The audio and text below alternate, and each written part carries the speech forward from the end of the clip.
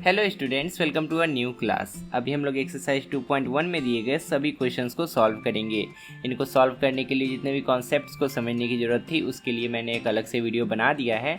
अगर आपने उस वीडियो को नहीं देखा है तो पहले उसको देख लीजिएगा, जिसमें कि मैंने अच्छे से समझाया है कि पॉलिनोमियल होता क्या है और पॉलिनोमियल कितने टाइप के होते हैं। वीडियो के डिस्क्रिप्शन में मैंने आपके लिए बहुत सारे इंपॉर्टेंट लिंक्स डालकर रखे हैं, जहाँ पर आपको हर सब्जेक्ट के प्लेलिस्ट का भी लिंक मिल जाएगा, जिस पर क्लिक करके आप किसी भी सब्जेक्ट के किसी भी चैप्टर का वीडियो देख सकते हैं। यहाँ पर डेली नए वीडियोस भी ऐड होते रहते हैं, इसीलिए आप चैनल को सब्सक्राइब करके बेल आइकन को प्रेस कर लीजिएगा, ताकि जब भी कोई नया वीडियो अपलोड हो उसका नोटिफिकेशन आप तक पहुँच जाए।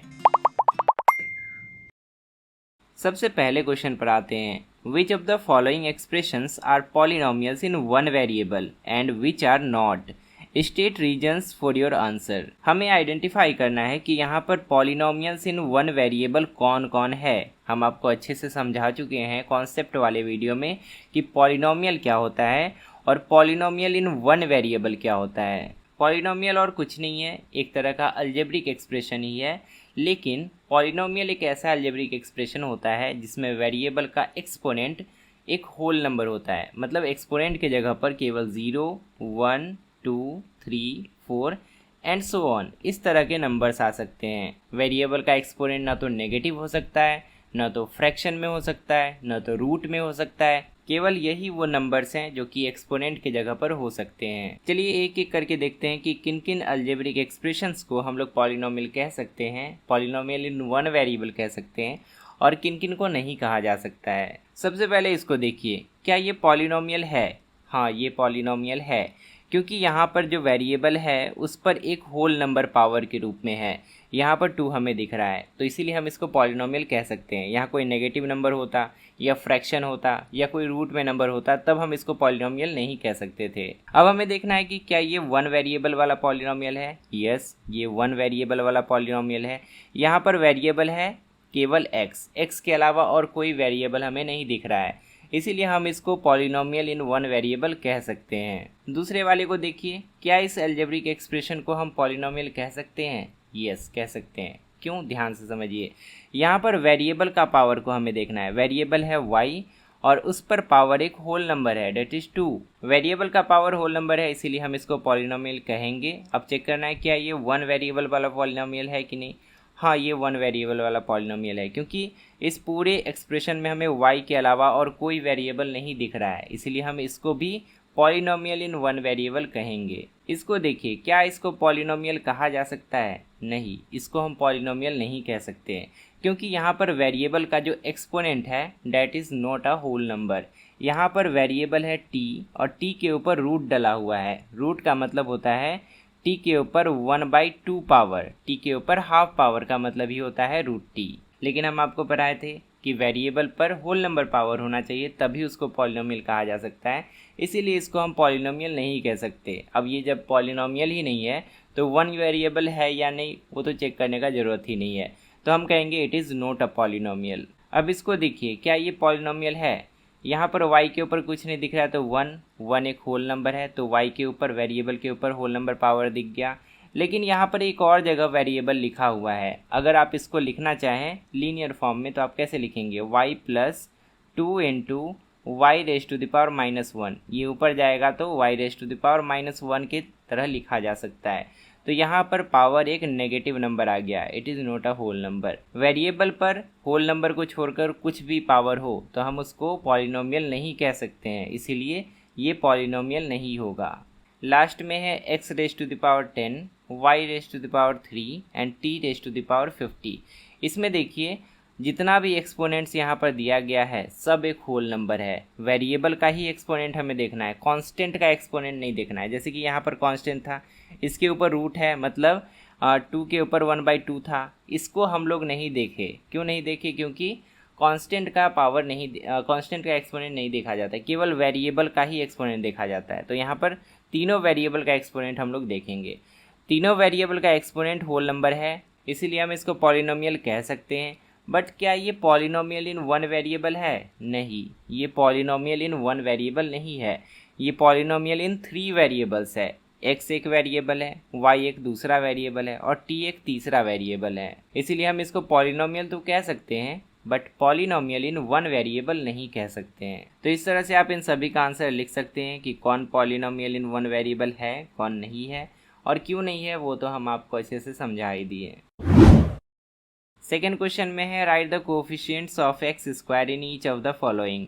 यहाँ पर हमें कुछ पॉलिनोमियल्स दिए गए हैं और हमें बताना है कि एक्स स्क्वायर का कोफिशिएंट यानी कि उसका गुणक क्या है। सबसे पहले एक्सप्रेशन को देखिए, इसमें दिया है 2 + एक्स स्क्वायर + एक्स। हमें एक्स स्क्वायर का कोफिशिएंट बताना है। एक्स स्क्वायर किससे मल्टीप्लाई यहाँ पर हुआ है, इसको हम ऐसे लिख सकते हैं 2 + 1 × एक्स स्क्वायर प्लस एक्स। अगर हम इस एक्सप्रेशन को ऐसे लिख दें तो कोई दिक्कत नहीं होना चाहिए। एक्स स्क्वायर को बस हम 1 × एक्स स्क्वायर लिखे हैं। अब हम यहाँ आसानी से बता सकते हैं कि एक्स स्क्वायर का गुणक, एक्स स्क्वायर का कोफिशिएंट 1 है, तो यहाँ पर हमारा आंसर हो जाएगा 1। सेकेंड वाले में है 2 - x square plus x cube. हमें एक्स स्क्वायर का कोफिशिएंट बताना है तो हम इसको प्रोडक्ट के फॉर्म में लिखते हैं। 2 + माइनस एक्स स्क्वायर को क्या लिख सकते हैं, माइनस एक्स स्क्वायर को लिख सकते हैं -1 × एक्स स्क्वायर, करेक्ट।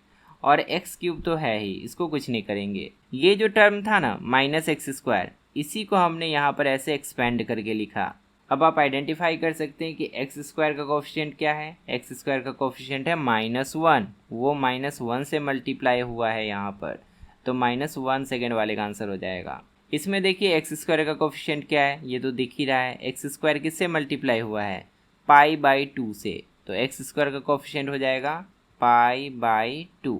इसमें देखिए एक्स स्क्वायर किससे मल्टीप्लाई हुआ है, यहाँ पर तो हमें एक्स स्क्वायर दिख ही नहीं रहा है। अगर हम यहाँ पर प्लस करके एक्स स्क्वायर डाल दें और उसको 0 से मल्टीप्लाई कर दें तो ये एक्स स्क्वायर गायब भी हो जाएगा और हमें उसका कोफिशिएंट भी मिल जाएगा।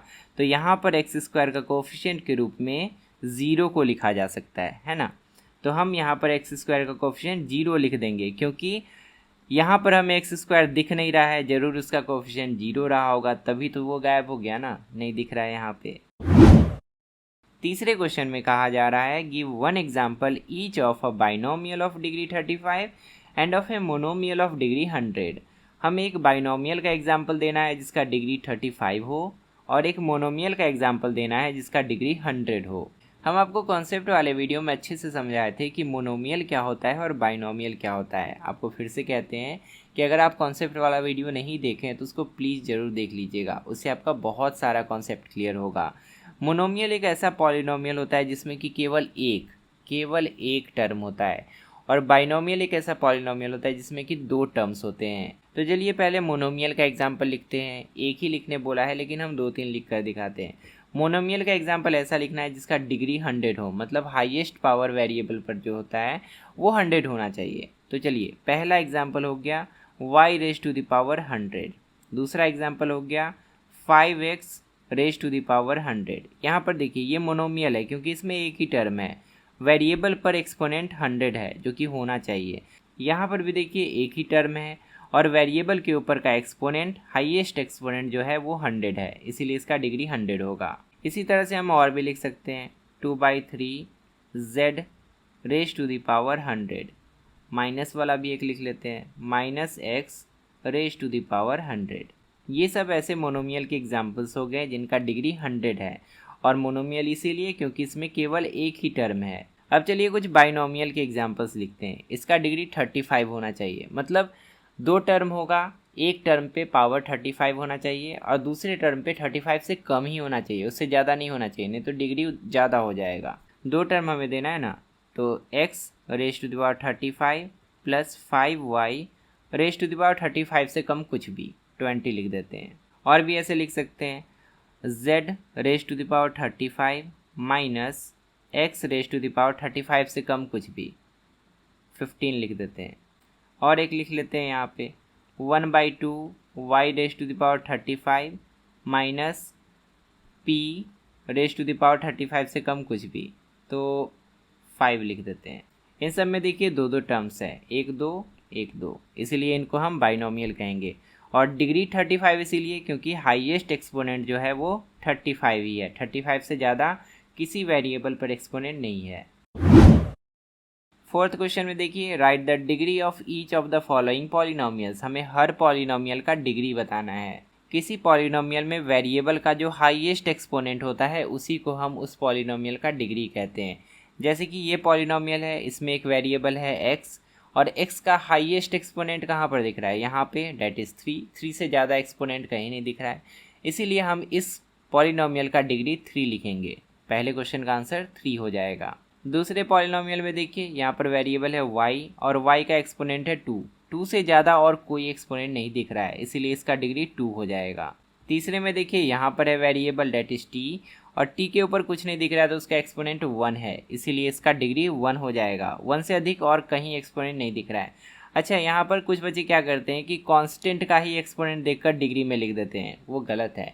कांस्टेंट का एक्सपोनेंट से कोई मतलब नहीं होना चाहिए, हमें केवल वेरिएबल का एक्सपोनेंट देखना है। कांस्टेंट का एक्सपोनेंट अगर 100 भी है तो ऐसा नहीं कि 100 लिख दें यहाँ पर डिग्री में, वो गलत हो जाएगा। केवल वेरिएबल का एक्सपोनेंट ही हमें देखकर लिखना है, चाहे वो कितना भी छोटा क्यों ना हो कांस्टेंट के एक्सपोनेंट से। अब फोर्थ में देखिए, केवल कांस्टेंट हमें दिखाई दे रहा है, कोई वेरिएबल तो हमें दिखाई ही नहीं दे रहा है। अगर आप यहाँ पर इस कांस्टेंट का पावर 1 देखकर डिग्री 1 लिख देते हैं तो आपका आंसर गलत हो जाएगा। हमें तो यहाँ वेरिएबल का एक्सपोनेंट देखना है, लेकिन यहाँ पर वेरिएबल तो है नहीं, तो चलिए एक वेरिएबल ला देते हैं, मल्टीप्लाई कर देते हैं x से। लेकिन x भी यहाँ पर है नहीं एक्चुअल में, इस x को हमें गायब करना पड़ेगा। अगर आप यहाँ पर 0 दे देते हैं x के ऊपर तो x⁻0 से हम मल्टीप्लाई कर सकते हैं, वैल्यू में कोई चेंज नहीं आएगा। अब इसको देखकर आप आसानी से डिग्री बता सकते हैं, x के ऊपर 0 है तो यहाँ पर डिग्री 0 हो जाएगा। इससे आप कंक्लूड कर सकते हैं कि जब भी अगर हमें केवल कोई कांस्टेंट दिया हो, जैसे कि 5, 7, -10 और इसका डिग्री पूछ ले तो हमेशा हमें 0 लिखना है। अब चलिए सबसे अंतिम क्वेश्चन को सॉल्व करते हैं। Classify the following as linear, quadratic and cubic polynomials. हमें इन सब को क्लासीफाई करना है 3 कैटेगरीज में, लीनियर पॉलिनोमियल का कैटेगरी, क्वाड्रेटिक पॉलिनोमियल का कैटेगरी और क्यूबिक पॉलिनोमियल का कैटेगरी। क्या होता है हमने कॉन्सेप्ट वाले वीडियो में भी अच्छे से डिस्कस किया था। ऐसा पॉलिनोमियल जिसका डिग्री 1 हो उनको लीनियर पॉलिनोमियल कहते हैं, डिग्री 2 हो तो क्वाड्रेटिक पॉलिनोमियल कहेंगे और डिग्री 3 हो तो क्यूबिक पॉलिनोमियल कहेंगे। इतना जान गए, अब आप आसानी से क्लासीफाई कर सकते हैं। सबसे पहला देखिए, इसका डिग्री क्या है, इसका हाईएस्ट एक्सपोनेंट 2 दिख रहा है तो इसका डिग्री 2 हो गया। इसको हम किस कैटेगरी में डालेंगे, x² + x, इसको हम डालेंगे क्वाड्रेटिक पॉलिनोमियल की कैटेगरी में। दूसरा क्या है, x - x³, हाईएस्ट एक्सपोनेंट है 3, मतलब ये क्यूबिक पॉलिनोमियल हो गया, इसको हम डालेंगे इस कैटेगरी में, x - x³ इस कैटेगरी में आ गया क्यूबिक वाले में। इसको देखिए, y + y² + 4, यहाँ पे 2 है हाईएस्ट एक्सपोनेंट तो इसका डिग्री 2 हो गया, सेकेंड वाले कैटेगरी में जाएगा, y + y² + 4। इसको देखिए, यहाँ पर x का एक्सपोनेंट 1 है, वेरिएबल का एक्सपोनेंट 1 से ज़्यादा कहीं नहीं दिख रहा है, तो ये हो गया आपका लीनियर पॉलिनोमियल का एग्जाम्पल। इसको हम लिखेंगे यहाँ पर 1 + x। ये भी लीनियर पॉलिनोमियल का एग्जाम्पल होगा क्योंकि वेरिएबल के ऊपर एक्सपोनेंट 1 ही है, तो इसको भी हम इसी में डाल देते हैं 3t। उसके बाद है r², हाईएस्ट एक्सपोनेंट 2 हो गया तो इसको हम सेकेंड वाले कैटेगरी में डालेंगे, r², ये क्वाड्रेटिक पॉलिनोमियल हो गया।